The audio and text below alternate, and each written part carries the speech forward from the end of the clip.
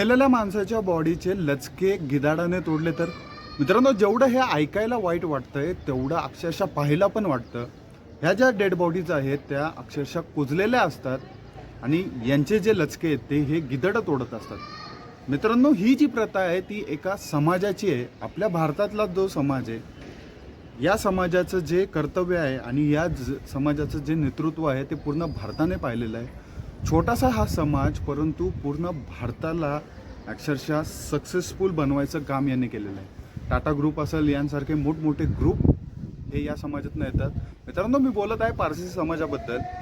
आणि पारसी समाजामध्ये एक अशी प्रथा आहे जी मेल्यावल्या माणसाचा जो डेड बॉडी असतो त्याचे जे लचके ते गिधाडं तोडतात. काय गोष्ट आहे पूर्ण, याच्याबद्दल आपण जाणून घेऊया. नमस्कार, माझं नाव आहे विकास आणि तुमचं स्वागत आहे इन्फो विथ विकीमध्ये. तर मित्रांनो, पूर्णपणे गोष्ट मी तुम्हाला सांगू इच्छितो. ही जी प्रथा आहे ती पारसी समाजाची आहे आणि पारसी समाज जो आहे तो मित्रांनो अत्यंत, भारतामध्ये तर हा छोटा आहे आणि बाहेरच्या ज्या इराण इराक या कंट्रीमध्ये आहेत जो पारसी समाज आहे तो अत्यंत जास्त संख्येमध्ये आहे. परंतु यांची जी प्रथा आहे आणि हे जे लोक आहेत ते अत्यंत साधे भोळे सिंपल, ज्यांचं कुणाशी वैर नाही, भांडण नाही, अत्यंत साधे लोक असतात. आणि ह्या लोकांची ही जी प्रथा आहे ती ऐकूनच अक्षरशः लोकांना थरकाप उडालेला.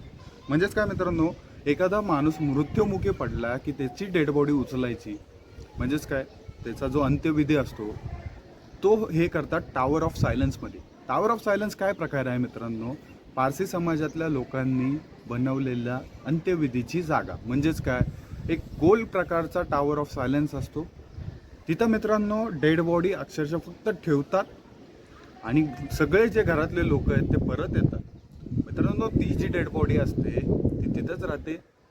गिधडं जे वरती फिरत असतात ते गिधडं अक्षरशः तिथं जातात, चोचेने त्या डेड बॉडीचे लचके तोडतात आणि याच्यामध्ये मित्रांनो त्या माणसाचा अंत्यविधी या प्रकारे होतो.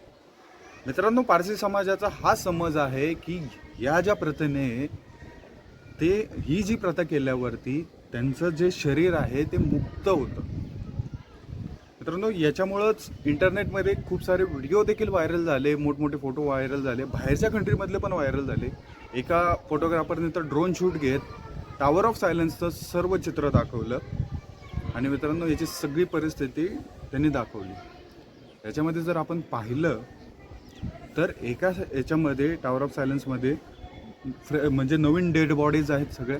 दुसऱ्या ह्याच्यामध्ये थोड्याशा अशा हे झालेल्या आहेत, म्हणजे काय म्हणतात त्याला, विघटत चाललेल्या आहेत, कुजत चाललेल्या आहेत. तिसऱ्या टावर ऑफ सायलन्समध्ये तर अक्षरशः त्या हाडांचा चुरा आहे ना त्याच्यामध्ये पडलेला आहे. हे 3 फोटो व्हायरल झाले. हे व्हायरल झाल्यावरती लोकांना धक्का बसला, अरे हे काय बाबा, की लोक असं काय एवढे डेड बॉड्या पडल्या आहेत, लोकांना काय दिसत नाही का, हे नाही का. परंतु मित्रांनो, हे जे फोटो आहेत ते बाहेरच्या देशामधले आहेत आणि ह्या ज्या फोटोंची परंपरा आहे, म्हणजेच काय, ही आपल्या बंधूंची परंपरा आहे, पारसी लोकांची परंपरा आहे व त्याची रिस्पेक्ट करणं हे आपलं कर्तव्य आहे. आपल्याला जेवढं दिसायला ते भयान वाटतं, आपल्याला बघायला भयान वाटतं, परंतु आपल्या पण काही अशा प्रथा चालत आलेल्या होत्या. म्हणजेच काय, आपल्या धर्मामध्ये एक प्रथा होती सतीला जाण्याची. सतीला म्हणजेच काय, ज्या वेळेस नवरा आधी मरायचा त्यावेळेस जी बायको होती ती डायरेक्टली सतीला दिली जायची. ही जी प्रथा होती मित्रांनो, जिवंत बाई त्याच्यामध्ये जळायची. ही जी प्रथा होती ती पूर्वजांपासून चालत आली होती. परंतु ही प्रथा 150 वर्ष आधीच बंद झाली. इंग्रजांच्या काळात ही बंद झाली. त्याच्यानंतर जर बघितलं तर आता या गोष्टीत कोण फॉलो करत नाही. सर्वात बेसिक गोष्ट म्हणजे मित्रांनो, ही पारसी लोकांची परंपरा आहे आणि ही जी परंपरा आहे ती पण आता कमी कमी होत चाललेली आहे भारतामध्ये तरी. कारण भारतामध्ये 2 ते 3 टावर ऑफ सायलन्स आहेत मॅक्झिमम आणि एक मुंबईच्या ठिकाणी आहे. गिधाडांची जी संख्या आहे ती पूर्ण भारतामध्ये आणि मुंबईमध्ये अक्षरशः कमी आहे. त्यामुळं यांचे जे मृतदेह आहेत ते पूर्णपणे गिधाड खात नसून याची मुक्ती, त्यांचा जो समज आहे तो पूर्णपणे हे होत नसेल.